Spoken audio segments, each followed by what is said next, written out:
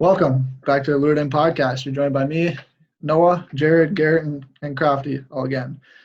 Today, we're talking about how we plan our trips and everything that goes along with planning a trip for fishing. We can talk about hunting too if we want to, but mainly fishing. And probably at the end, we'll touch on what our dream trips want to be sometime in the future. Who knows, maybe sooner than later. But first off, I want to thank Iron Range Custom Rods, the rods we use and ice fishing, and they're unbelievable quality at an affordable cost. But we'll move on into this. And Garrett, you want to start us off just because he's the master planner usually. Hashtag dad. Yeah. Yeah. Can you guys hear this vent just turned on? The heat did. But you're good. Okay. Yeah, so a few of the points that we're going to cover is your gear, location, some of the regulations, licenses going to different areas, and then a little bit on the money, and kind of we'll just branch off each one of those topics. But I'd say Talk about food, stuff like that. Okay. We can all branch off that. those main ones. But I'd say the first one is you got to have a location to go. And anybody that watches our videos, we have food that we. What? Well, no, you're just not gonna pick a location. Nothing. No, I just think. Okay, you pick a location, Garrett. Yes, you have to have your destination. So when you look at our videos and stuff, if you've watched them, or if you haven't watched them, go and check them out. They're on YouTube at Lured In Outdoors. And the two that we mainly do are Lake of the Woods. Well, the local ones are Lake of the Woods and Red Lake.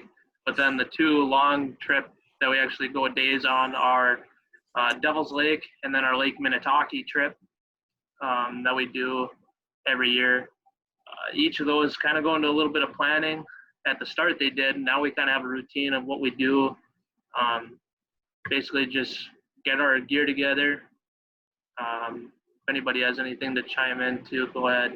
But I'll add all our gear is number one, which I think I feel like Noah forget all the time. I feel like Noah shouldn't be the one talking about bringing gear along. Hey, don't worry about it. I just want to preface one thing with those trips. Our Devil's Lake trip is our ice fishing trip that we go on, and then our Canada trip is our summer fishing trip we go on in the boat.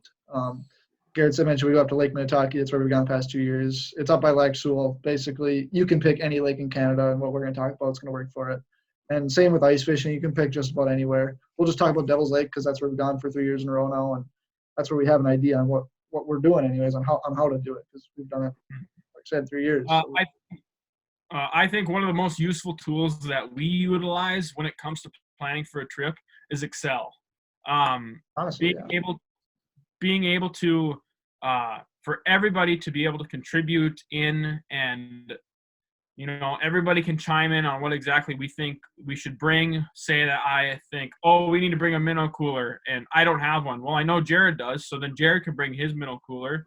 And the ability to all be able to collaborate on one document and figure out money situations, lodging, all the different things you're going to need to bring, what you should bring and shouldn't bring, because you don't want to have too many of one thing. I mean, you don't need, 10 fillet knives when there's only 4 guys. So you just need to be able to communicate with the other group members that are going with you and figure out exactly who's bringing what and how many of that item do you really need to bring. I mean, like you said, the biggest thing is communication, and that way somebody doesn't end up going on forgetting something. But we'll talk on that too. We usually do. You want to elaborate on that, Noah? No, we'll touch on that in a little bit. But tends to be me if you got something. The one thing that a lot of people have questions too on is when we do these trips, they think they're kind of expensive, and in the grand scheme of things, they're really not. I think for all of our trips now, we've kind of established like a $200 a person budget, so we all put $200 in together, and then that pays for the hotel, gas, food most of the time, and then just miscellaneous things like minnows and bait and other things. But I mean, in the grand scheme of things, it's actually pretty cheap to go on trips. And I mean, it's easy for us because we have 4 people, so you split it between 4 people. But Garrett, I just want to touch on that. That's my main point with this entire podcast is trips can be as expensive or as inexpensive, if I can talk, as you really want to make them. Like Mhm. Garrett said, we can do most of our trips for $200, but then again, are we staying in the nicest places, resorts on the lake, and are we getting guided at all? No, we decide to do it on the cheaper route and basically do everything ourselves, but trips can be as cheap or as expensive as you really want to make them. And honestly, we could probably do it for cheaper than what we do for 200. We just realized some of the things that are really nice to have, especially on the winter fishing side in Devil's Lake.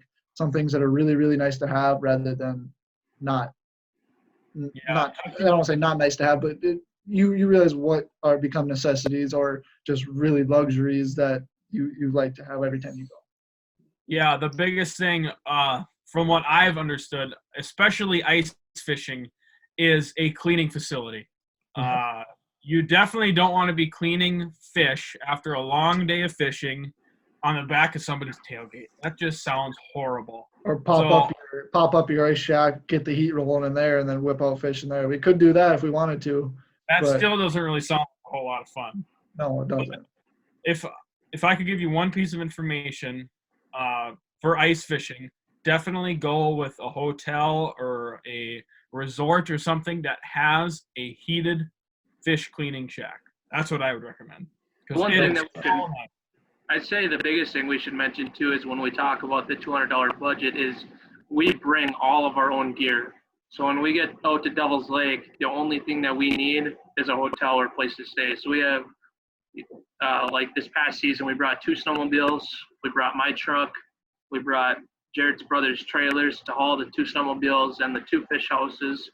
We have Crofty's flip over fish house that he bought this year, and then my fish house that I just bought this year to flip over. So we don't rely on any gear when we get out to a lake or spot.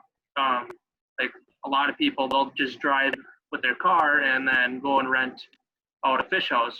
Then it gets more expensive, but we like stuck to in one spot too. And you're stuck in one spot. We like to move around. So if we're not catching fish, 3-4 hours in and we're not catching anything, or even sooner, we want to move. So, the nice thing with houses though is, the houses are out there for a reason. The resorts do their pre-fish and they find spots to put on people, but the also fun of it too is finding our own spots to go. And then this year we did that. The last 2 years going to Devil's Lake, we didn't really do that a whole lot. Last year we did, or the year before, I guess, our second year out there, but this past year we really did went out on our own and found some spots. And so let's just do that. Let's just break down our Devil's Lake trip for ice fishing. Go from start to finish when we think of the idea all the way through when we're coming home, basically, and then what we do at the end if we have leftover money. Let's start from start to finish. So we have basically a running list of everything now that we need. For the past 2 years, we've kind of gathered a Excel list of all the things we need, from just making sure everybody has all their snow gear, ice suits, all their rods, their Vexilars, their chargers, their augers, battery for their augers, camera gear, making sure we have all the charging equipment, heaters, propane, fish houses. We bring it down to the nitty gritty stuff, just making sure everybody has fillet knives, garbage bags, snacks. Can't forget snacks. Snacks are big on the list. That's a necessity. And then, just water to bring with you. I will admit we made, or I don't know if we did, but I made that mistake for sure at Devil's Lake this past year. And I went like all day without drinking anything. And then the next day, you think I would have learned about it, and I did the exact same thing. Garrett and I had water. Yeah. Oh, yeah, we did. Throw some water in the bottom of your flip over house, even if it's a frozen block when you get to the lake. It's better than nothing. I'd say the biggest thing with just making sure you're prepared is go down to the nitty gritty stuff. Even go down to your socks, pants, shirts. You don't write it down. If you're like us, you'll probably forget something. So we're better off writing it down and checking it off when we make sure it's in the truck or packed up and ready to get put in the truck. Did we Yeah, forget but- anything this past year that we went? I don't think so. Nope. Oh, we were pretty I prepared. don't That was, think so. I I mean, it's think our third time, so. Yep. And kind of just to touch on what Garrett was saying, the reason we do that is we've been on quite a few fishing trips as a group, and there's nothing worse than when you forget something. Like, yeah, especially if it's something important. Yeah. Yes. Especially when it's something like a necessity, because, like, just say, I know it's a rare chance, but say someone forgot their buddy heater, right? So now you're either in the position where you have to go rent one from a resort, or you're going to go buy another one. Because that's pretty much a necessity. And now our $200 trip to Devil's Lake turned into a $225 trip just off one thing.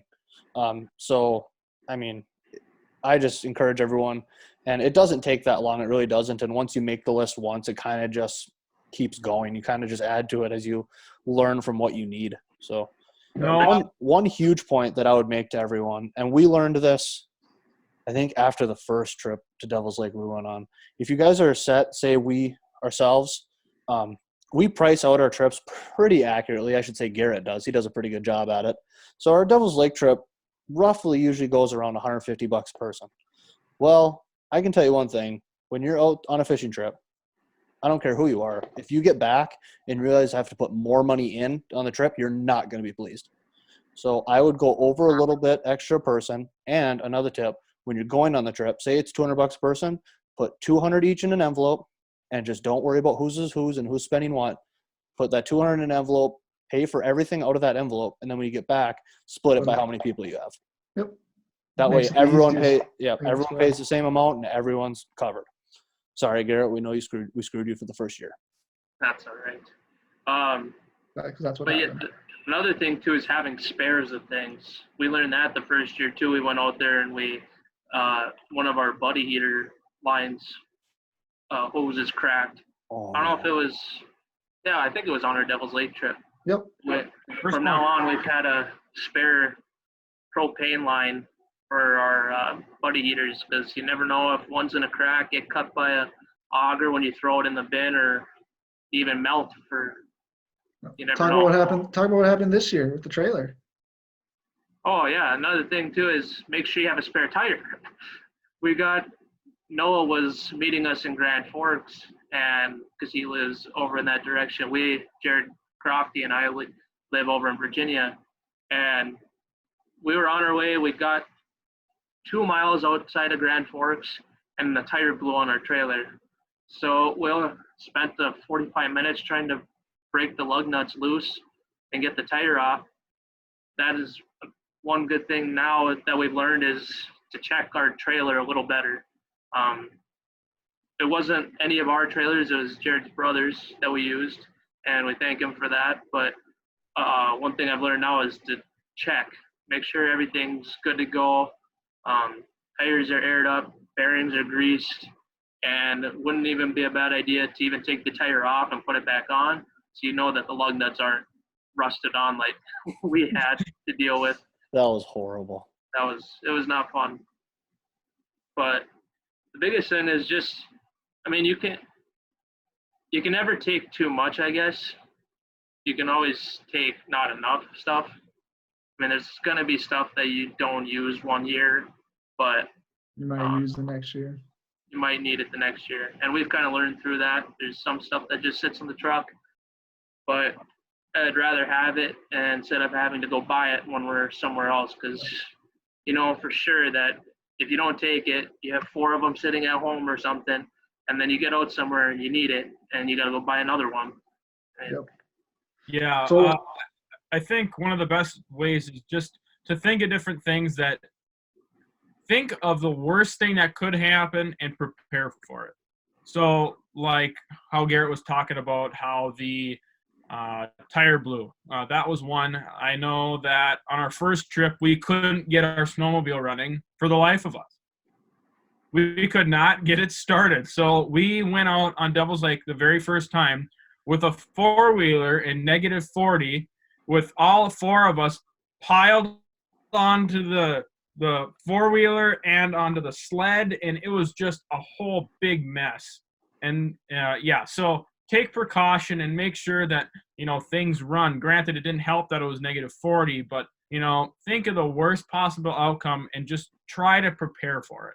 Because 9 times out of 10, if you think of something bad happening and you say, nah, that's not going to happen, it's going to happen. Yeah, that's a Well, good I mean, point. that first too. year, I was gonna say that first year, we didn't think it was gonna be as cold as it was. Like he said, it was -40. It was legitimately, for sure, below 30, and then we had winds on top of it, and that was probably the coldest I've ever been ice fishing. But we were fairly prepared for it, I would say. I mean, it was our first year out there, and we kind of got smacked. I don't think we fished the last day just because of how cold it was. Yeah, It that was like 36 below and That's still 25 mile an hour funny. winds. We were like, not doing it. That was still funny. We all got up at 5 o'clock to our alarm, and somebody goes, "What temperature is it?" And I look on my phone, and it said it was actually like -30, but felt like -40 or something like that. And we're like, we're going back to bed. Slept in for a couple hours. We went back to bed for a little bit. Garrett, you said something a little bit ago, and I kind of wanted to touch on it. You said you can never pack too much. Yes, on the ice fishing trips, that may be the case. But do you have any advice on the trips like we go to Canada, where we're driving away for quite a bit from where we park, and then camping? So you're not going to want to weigh down the boat too much. So how do you decipher on what's most important, if you have a way? Yeah, that is a good point. I'd say we take. Well, man, it'll be our 3rd year, hopefully, if this coronavirus doesn't prevent us from going up there this year. But hopefully we'll get up there this year. But we've kind of got it down to a science now. The biggest thing is the first year we went with Noah's boat. We made it work. It took 2 trips to get there and back. But, we learned that a bigger boat is more suitable for the lake. So we learned from that 1 year and got Noah's dad's boat last year. And this year, we might have to use this boat again. We're not sure, or I'll have a boat. who knows what's going to happen. But we'll figure it out. But we know we need a bigger boat. Noah, what happened with that boat? Yeah, why don't you explain, We Noah, that? should just tell the story now. Just do tell it. the So what happened is they keep ripping on me for it. Do you want us to Last tell year- it? So you want us to tell it? So well Yeah, deserved. just somebody tell it. I'm not doing Well deserved. okay. So I'll explain it the best way I possibly can. This is just like how I think it was the last podcast or the first one, we talked about how Noah said he's ready and then he doesn't have the boat hooked up to the trailer or anything. Well, Noah, we're taking his dad's boat, and thank you. We thank him, by the way, for letting us take that. Thanks, Mike. Without it, we spend quite a little bit more in gas because it takes 2 trips. And I remember we did take 1 trip on the way back, and I have never been that scared in a boat in my entire life. In my 16-footer with 4-foot waves because it was blowing wind out of the south going across Probably the had whole lake. 3 inches from the water to the top of the boat. But anyway, so With a we're taking 25 horse. it was with a 25 horse. It was terrifying. Anyway, with Noah's dad's boat. All right. So we're going to get it ready. What's the things you do to make sure your boat's ready? You got It's a 2-stroke. It's a 2-stroke. You have to two-stroke mention motor, 2-stroke motor. But anyway, you're going to make sure you have enough life jackets. So all your safety precautions are going to be met. And then what would be like the next thing you Trailer check? lights. Gas, trailer lights, K, that. Gas, gas for the boat, and then what's next? oil, Oil. You would make sure the boat has enough oil. Anyway, and not so be close to bone dry. we get up there, and we're going, and we're fishing like the whole first day. Second day. Yeah, it was the second day. Noah Yeah. was backing up, and we started going, and this alarm started beeping on the motor. And we were looking it up and trying to figure out what it was. We thought maybe because of where we parked that some sand might have gotten to the impeller or something. But we're just thinking, we're like, what is it? And then we finally called his dad, and his dad did a little research on it. He's like, says that might be a low oil thing. So Garrett goes back there, and he checks the oil. I am not joking when I'm saying there was 0. There was none. There's not a drop. Bone dry. Good thing there was still some in the engine because Oh. I couldn't believe I none of couldn't them believe. So then, should we tell the next part of the story too? Garrett Garrett can tell got this that part part. because I'm not taking the blame for that. I'm not either. So one thing, like going around remote lakes and stuff, a lot of people, if you need something, they're okay with you coming up to their cabin and you know, Garrett's got a cabin he goes to every summer, Yeah, multiple times in Canada. and one thing that happens is, you know, we've had some people come in and they've had to use something. They have bathroom, or they've had to use a tool or something they find on the side of the shed or whatever. But I mean, people use common courtesy and just leave it or return it when they're done. So we pulled up to this cabin, and it was We're out of oil here. we're We're on zero oil, and we had like a 45-minute trip back. So I didn't want to risk blowing the motor, because otherwise we're really in the dumps. Now, So we now go we're to this talking. Now we're talking an expensive trip. Now we're talking more than 200. We're talking about how do we get back to at that Yeah. point. Yeah. So we go up to this cabin and go in, and there was a shed that was unlocked, and there was 2 quarts of oil there. So I took the 2 quarts of oil that matched, that 2-stroke oil. We did leave $20 on the counter of the cabin. So mind you, that Garrett had a shirt on that said almond on the back. Okay, continue. So we didn't just take the oil. We knew we put $20 down, which was well more than enough to cover 2 quarts of oil. And then we didn't take his last, or the person's last. They still had 2 more quarts there, but took the 2 quarts, filled it up, and we got it back to where it was at least on the dipstick.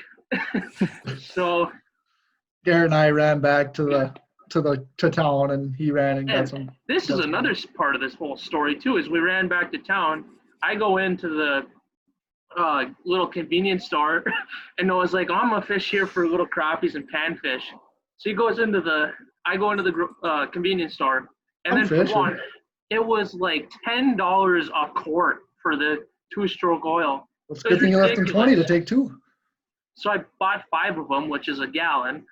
And so I am back at the landing, and this took me maybe 15 minutes to go to the convenience store and back. And Noah's like, well, I'll just be right here. You just give me a call or wave to me when you get back. So I'm sitting on the dock, waving at him, no response. I'm sitting there. I'm talking to this guy that's fishing off the dock here for bass for at least 45 minutes. And then finally, Noah looks up. So we're like an hour and 10 minutes in. And, about a gallon. I just, in case anybody's just listening instead of watching, I put my phone on the screen that says 4 quarts are in a gallon instead of 5. Hey, engineer, continue. Yeah. Hey, at least he bought it. That's true. Yeah. It was $50-some later. And we're in the U.S., it would have cost us like $12 for a gallon. But an hour and 15 minutes later, Noah sees me and he goes, how long have you been here? I go, about an hour, waiting for you. It was not that It was long. close It to an was like hour. 25 minutes. Meanwhile, I'm Jared and I walleyes in 3 feet of water. That's what's happening. What was Crofty's frozen? stay back and make sure nothing Hey, gets Crofty, or anything like that. Crofty, you're So gonna have to Jared reset. and I are sitting there for, honest to God, it felt like 3 hours. Oh, am I good now? Well, yeah, Yeah. restart your story. He's frozen again. Okay, but okay, well, those 2. What? Damn. Jared, do you know what he's going to say? Yeah. Oil. Jared and I are sitting back. Okay, Jared, say it. Apparently, my Wi-Fi is horrible.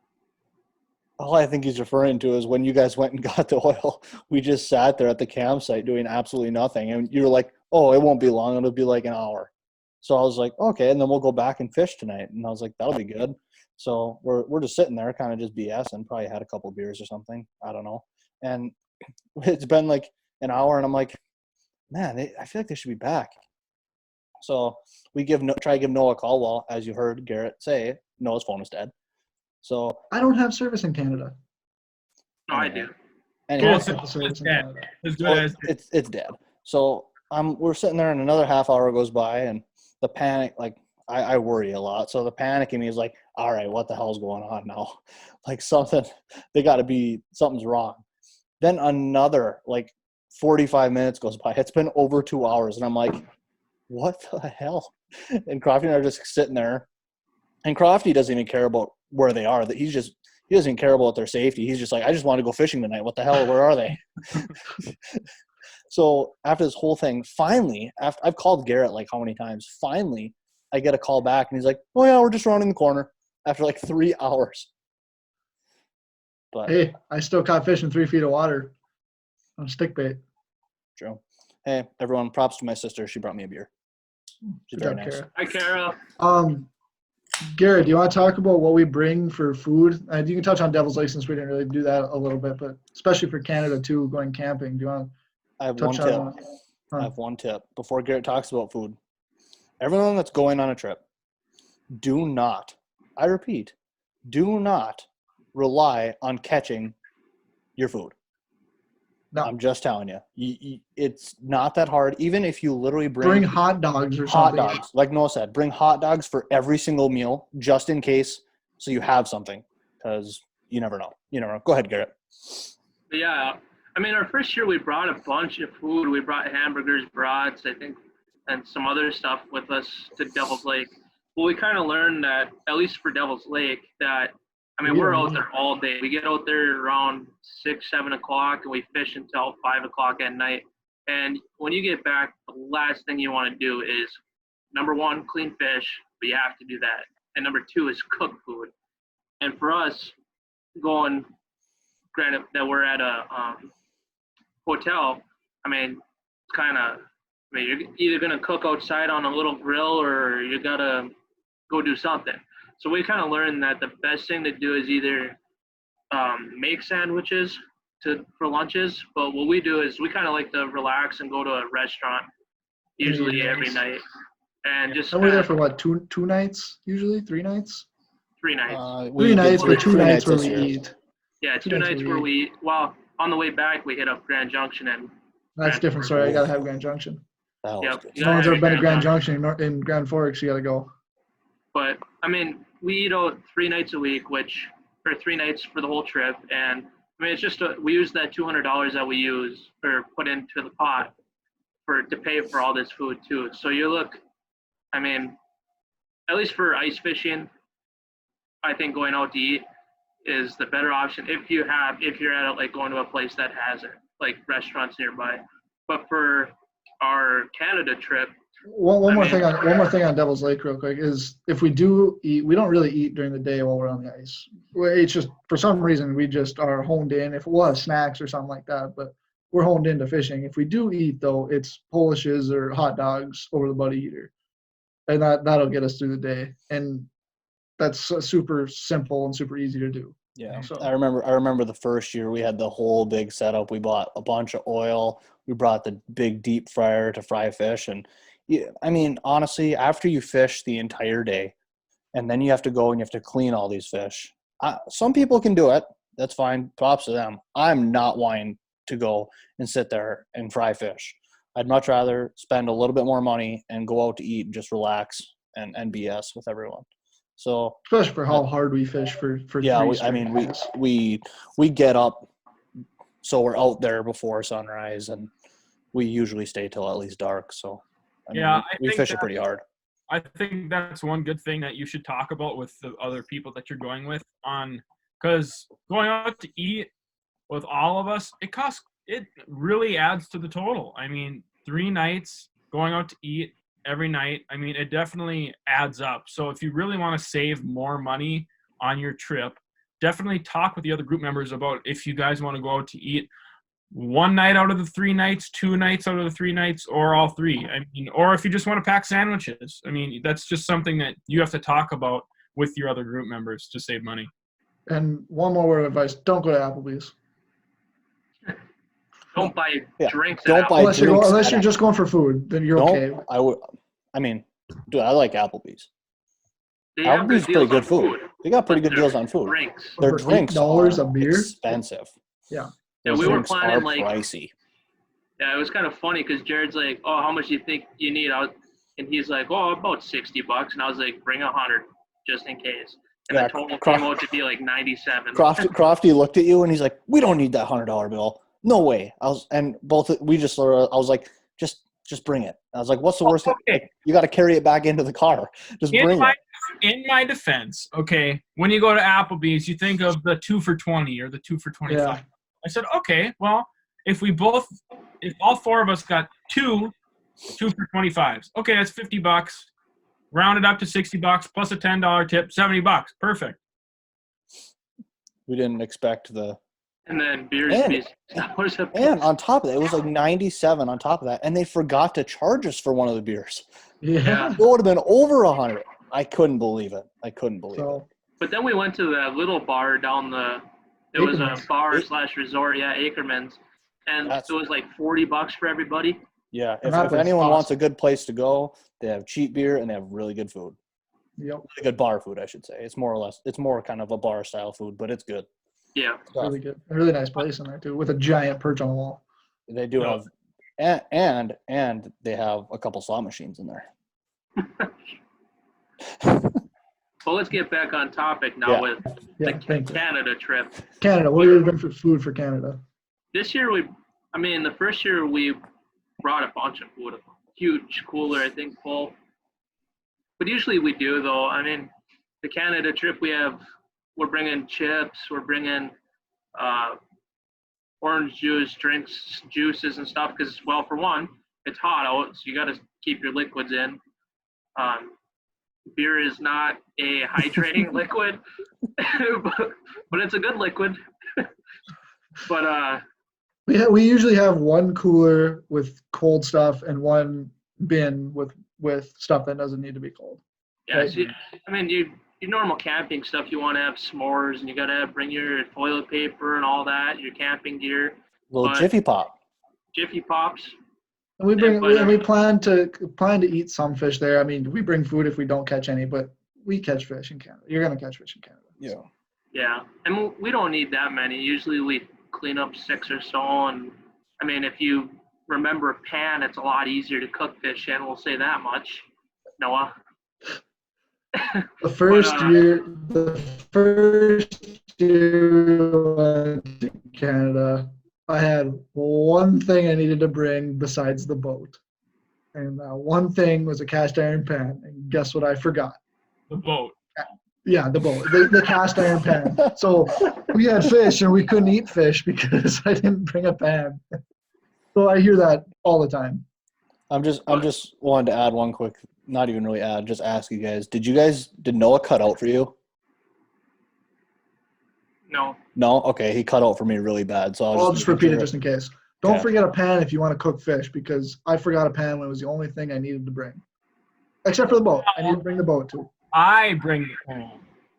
Huh? It's my We responsibility. put it on him now. Now we have two. We have two of them. people that bring I brought pans. one last year. Because we've also learned, too, that cooking 2 things at once is a lot easier than one at a time. So we were cooking potatoes on one and fish on the other. So, I mean, that's one thing, too, that we bring is we brought hamburgers, hot dogs. I think we brought steaks, too, didn't we, one year? I think we Yeah. got steaks. Yep. It was last year. Yeah, we'll brought steaks. I mean, because we're not, when we potatoes. go to Canada, we're not eating out like we do in Devil's Lake. And we usually still figure $200 a guy, right? A lot So more we of that went- goes into gas for Canada, but you have a little bit more to spend on food that you want to bring. So we bring some steaks up there. We bring some burgers. We'll bring really good Polishes. I mean, from deer that we've shot the previous year or whatever. We'll bring some good up to Canada. But yeah, And go ahead. Weren't you going to say, Jared? oh, sorry, my internet must be going bad right now. Anyway, what I was going to say is one tip for everyone that really kind of enjoys camping and going on these trips is I know Crofty got one as a gift, maybe, What's I that? think, but purchase a cast iron pan. Yeah. They Oh, are they're the greatest. awesome. You don't have to worry about, like, you could drop them in the sand. You can put them anywhere, and they're super rugged, and they cook things really well, and they taste good over time. And the longer you cook things in them, just the better it tastes, and it gets like flavoring. So I would suggest buying one.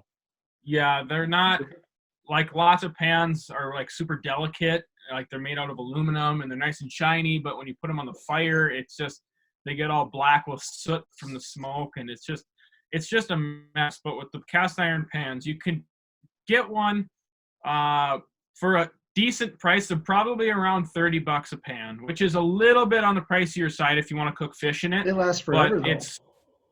it will last forever, and it is so worth it. Mhm. So I agree with Jared. I'm definitely recommending on getting a cast iron pan if you want to cook over the fire. What you do. Yeah. You do. Yeah.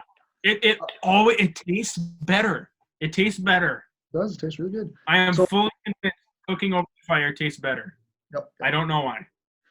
I'd So say one thing we didn't touch on yet is when we camp up there, sometimes in Canada, you got to be wary of where you're going to stay. So I know, Garrett, you've got the most experience with this because he's the planner of everybody. yeah, that is the biggest thing that we have to worry about. For Devil's Lake, I mean, it's pretty easy. You just buy the Devil's Lake or the North Dakota fishing license, and you can do it all online. You just plug in your North Dakota's website's pretty easy. You just plug in your dates, and it's about, what is it, 35 bucks? 15 for non-resident. Okay. Yeah, so Devil's Lake one's pretty cheap. It's easy. It's not hard to do. The Canada one, you do kind of have to plan on a little more advance. You can't just buy it the day of. The Canada one, if you go just type in Ontario fishing license, If you're in it'll bring you Ontario. into a different website. And so now Ontario is one. They used to have where you could buy a 3-day license online. You can't do that anymore. And we usually, all of our trips are right around 3 days or so. But currently, we'll just buy like the conservation or sport. There's 2 different kinds, conservation and sport. One gives you half the amount of fish of the other. So one gives you basically 4 walleyes. The other one gives you 2 walleyes that you can keep. I buy I think it's the conservation, which is Whatever 4. I buy the sport usually. The but- sport. I buy is the good. conservation, which is 4, because I go up to Canada usually 2, 3, 4 times a year.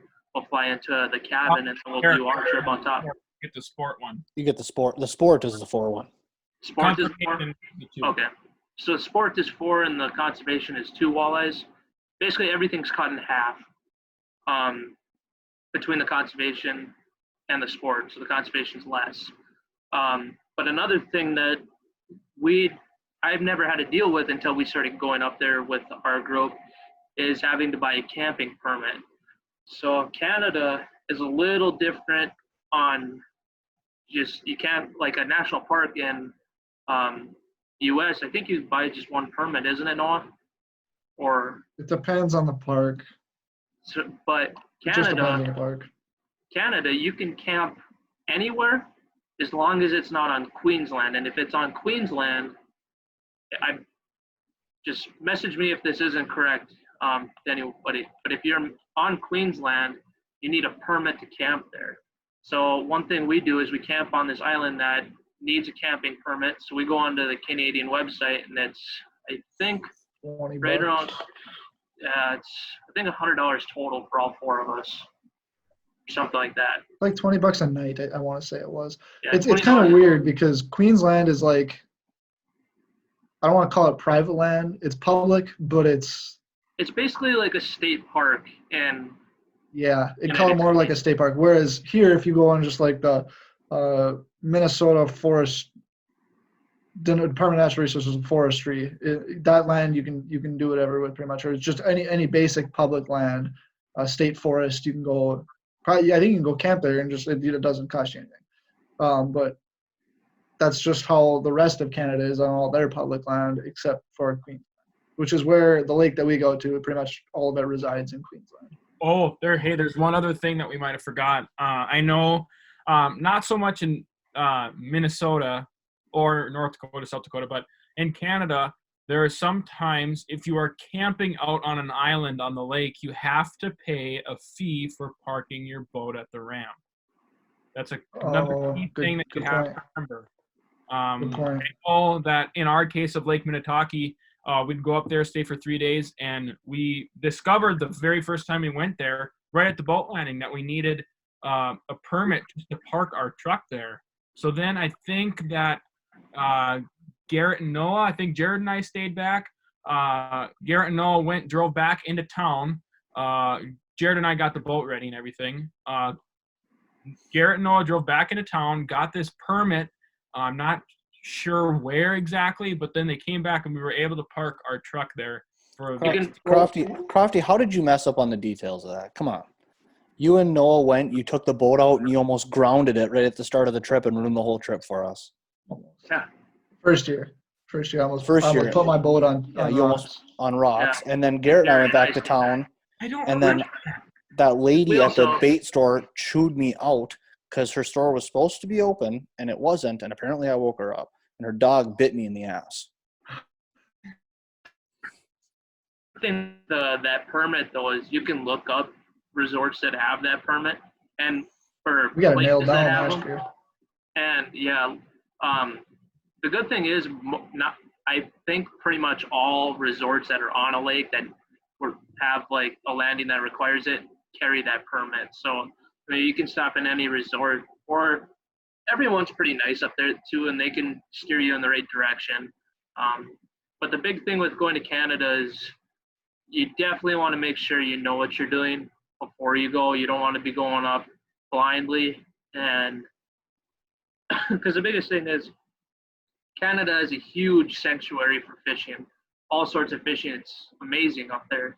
And you can go to parts of a lake that you won't see anybody for a week, where you can't really do that in the lower 48 like we do, or in Minnesota like we fish, or North Dakota.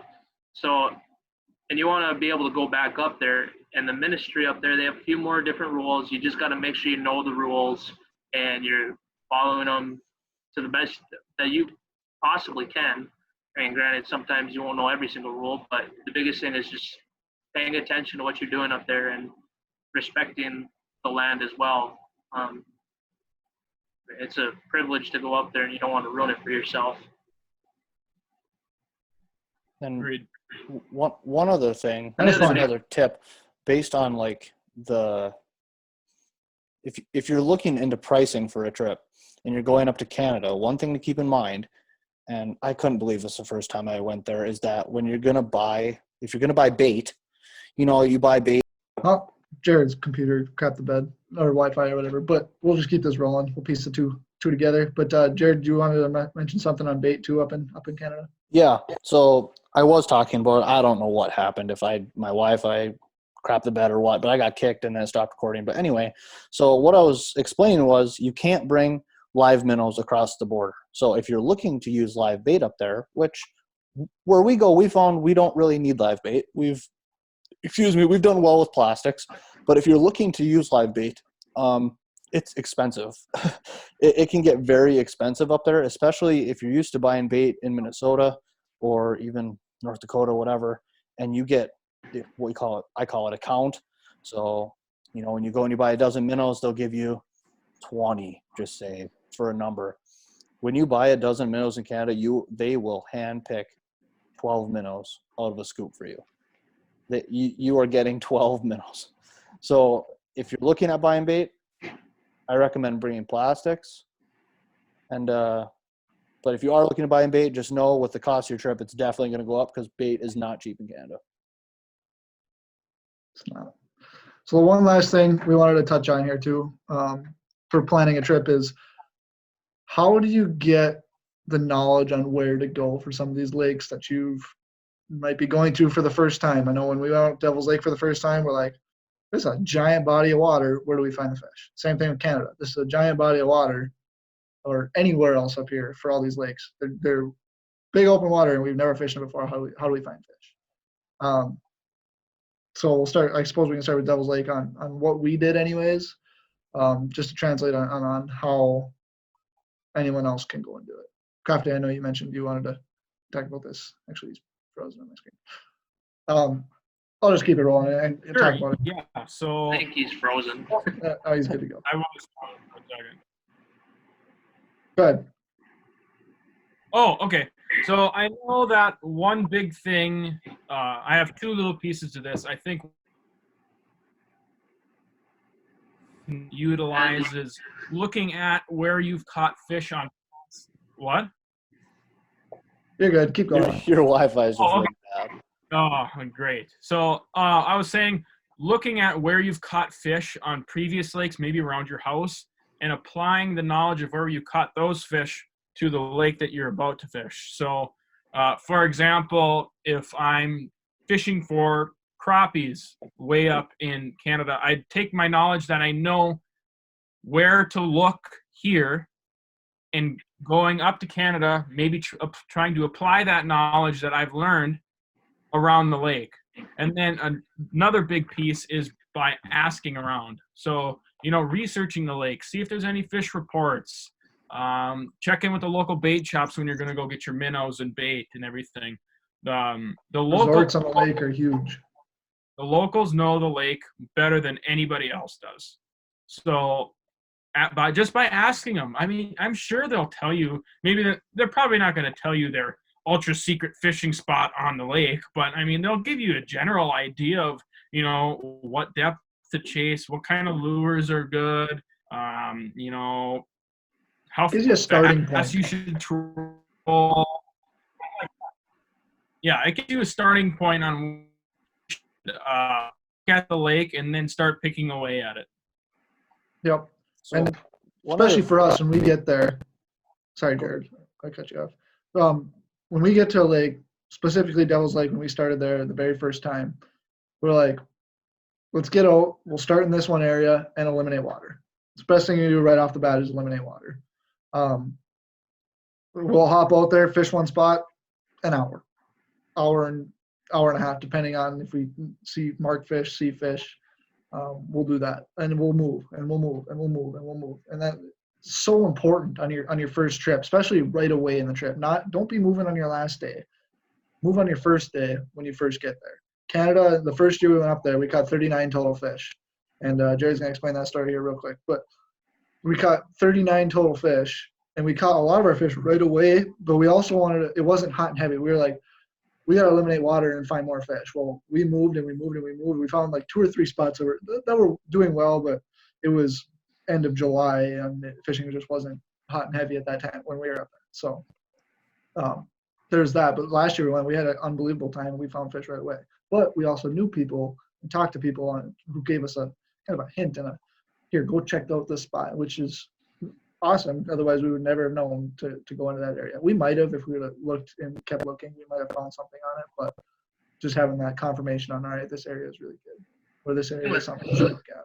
There's one more thing too is don't be afraid to talk to people.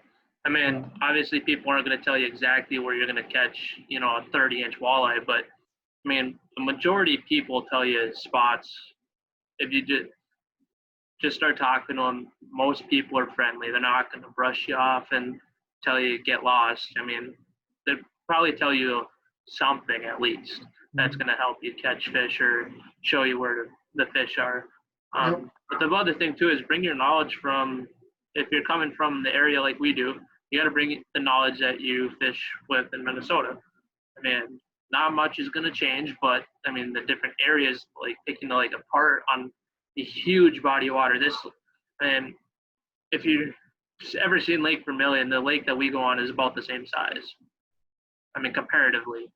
It might even be a little bigger. It might be even a little bigger. So, I mean, you have 3 days to fish a lake that's size of Lake Vermilion. I mean, not really practical, but I mean, we enjoy going up there. So even finding new spots every year. Granted, we've only been up there twice, but we're going back. Going back. And I got something to add too on talking to locals and stuff like that. I spent 45 minutes talking to two or three locals that were up there fishing the same spot we were. We were fishing from shore actually, and they gave me like 6 waypoints. They're like, "Oh yeah, we hammer Lakers in this spot. This is in Big Pike in the winter. Oh yeah, I remember Check that. out You and this I were walleye talking about spot. This area is really good." And he marked up my lake's got like 6 waypoints on it right now, just from talking to them. So talking to them. And another quick thing I wanted to add to that is, the first time, and I remember this specifically, the first time we went to Devil's Lake, we didn't do good. We did terrible. We did good on walleyes. We did good on walleyes. Walleye. Did bad on perch. Devil's Lake is a very underrated walleye fishery. for anyone that wants to know. Not as much size, but a lot of There's- numbers. there's They're size. picking up. Anyway, but don't be discouraged if on your first trip somewhere you don't do well. There's thousands and thousands of variables that could not have fish biting during a certain time. You're in the wrong spot. You're not using the right color. There's thousands of variables that can change.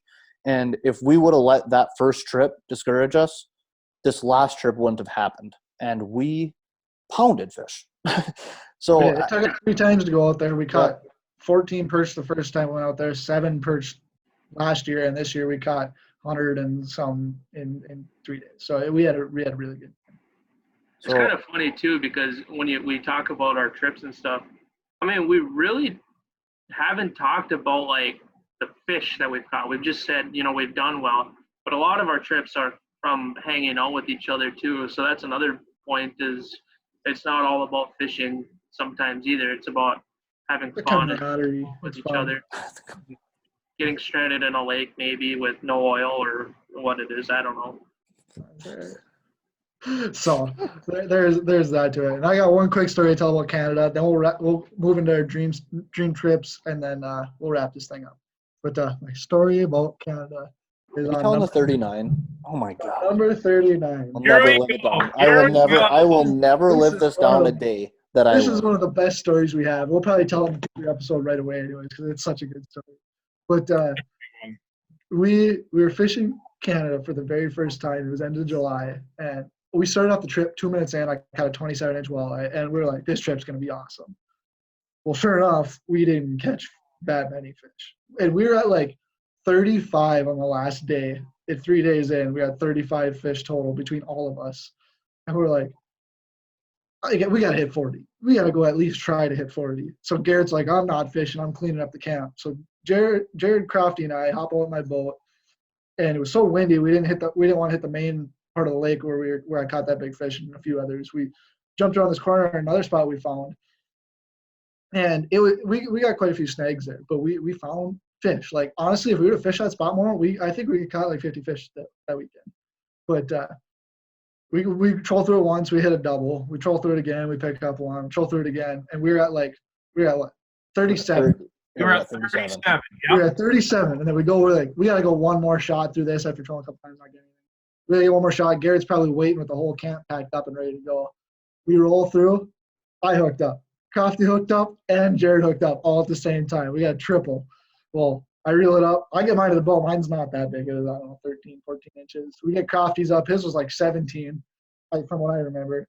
And then Jared, you could tell, we're like, 39, Jared, we got to hit 40, hit 40. Sure enough, it gets to the back of the boat.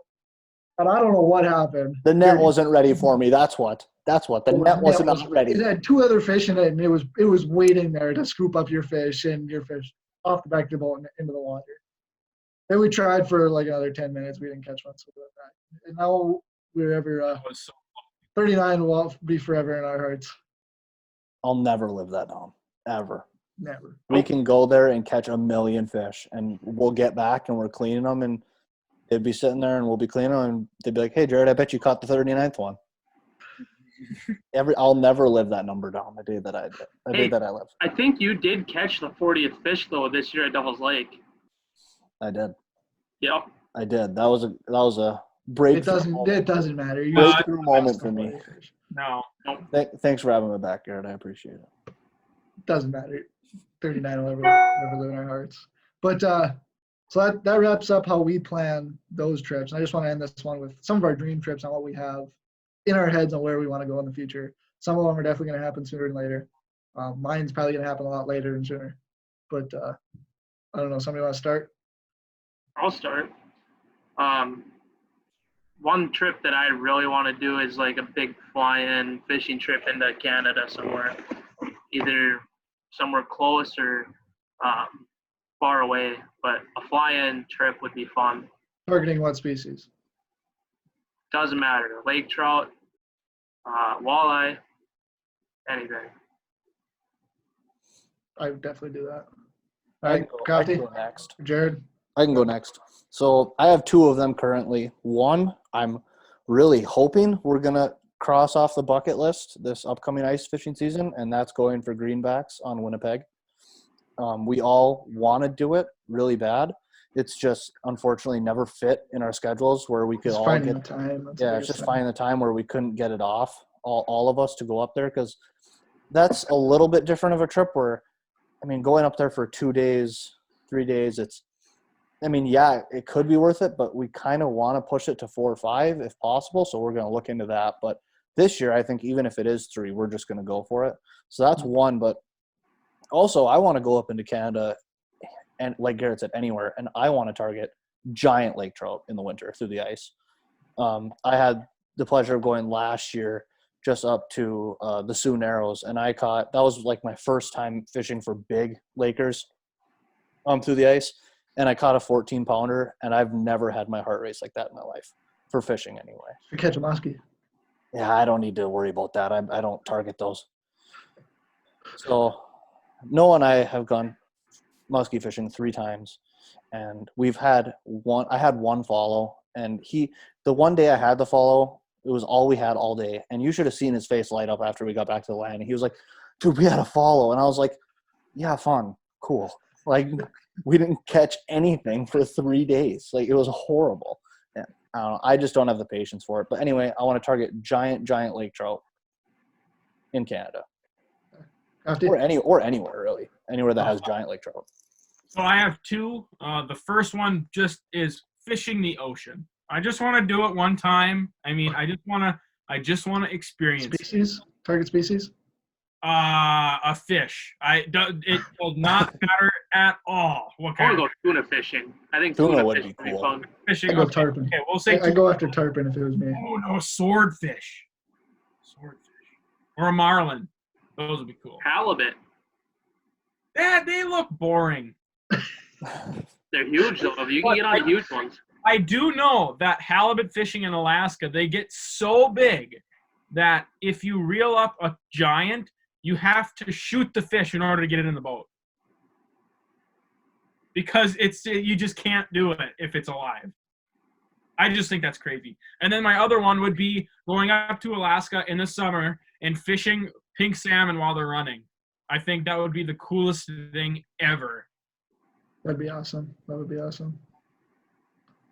All right. Well, I got one that I've always wanted to do ever since I saw something on it, I don't know, years ago, and it's going up to the Tree River in Nunavut, Canada, fishing Arctic char, and that is something I want to do bad. It costs a lot of money, a few $1,000s, but it is something I want to do bad. That's my really big one right now. Another one I'd like to do is like Simcoe in Idaho, but Noah, what? what's the trout species that's like orange? One. Char are really, really red. No, it's like a bright fluorescent orange. I'm pretty sure you're thinking of char. Okay. I can't remember. I'll look up a picture real quick, but yeah, Arctic char are super, super, super cool, especially when they got that spawning colors and they color up. Yeah, that's a ways up there, Noah. It's a long ways That's got to up be there. 13 hours, isn't it? It's for sure a A lot fly-in. more than that. A lot more than that. It's Really? for sure a fly-in. That's what I want to tell you right there. That'd be cool. This one. Hold on. Let me mirror my screen quickly. You fish. Where would you go? Way up there by the River. Arctic Circle. Out of yeah, pretty much Arctic Circle. Oh, Palomino. Yeah, that one. I think that would be super cool to catch. Yeah, that would be really cool. Isn't that like the coolest looking fish you've ever seen? Look at that thing. It's pretty cool. Basically, just a rainbow trout hybrid. I'm ranting. Okay. With that, I suppose we'll wrap this up. Basically, there was a lot of information within this podcast, and it might have been very all over the place. But long story short, planning is not that expensive. Questions, ask. If you have questions, ask. Yes, they have questions asked. If you want a list of stuff that we've been, we'll send Garrett's it. Garrett's got it. So it's not that hard to do. There's a lot of information, but thanks for listening all the way to the end. our Canada trip, because the coronavirus might not happen if we get pushed out later. I think it's still going to happen, but I'm optimistic. We go in middle of June, so It all depends if they open the borders. That's it. you know. Because we're not The going one to really biggest see thing I'd people like there. to add to is be flexible when you go on these trips. The first year that we learned to, when it was negative 30, When the doubles next like year that we went, there's huge snowstorms, so we pushed it out. And this last year, pushed out a week. we went a little bit earlier. So, but be flexible on your schedules. Don't make them hardcore set, because weather is you can't predict the weather 6 months from now. So, that's just like our Canada trip too. We'll be watching the weather until the last day until we go, and hopefully it's good weather the whole time. But you never know. Yep. So with that, I don't know if no one else has any other things to say. We'll wrap this up. Basically, yep. Long story short, trips are easy to plan. Have any questions? Get in contact with us. Yeah. Well, other than that, Jerry, got anything else? Wrap it up. Close it out. The classic close. We're going to keep continuing this until this coronavirus is gone. With coronavirus, everyone out there, make sure you're staying healthy, staying safe, and as always, keep her tuned. Cheers, everyone.